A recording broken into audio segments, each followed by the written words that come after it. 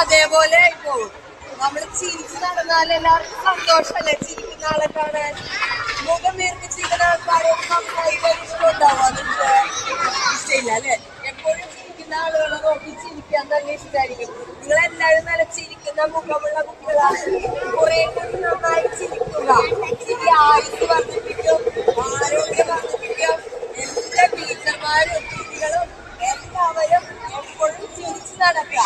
അപ്പൊ നമ്മുടെ മുഖപ്രസന്നത വർദ്ധിക്കും.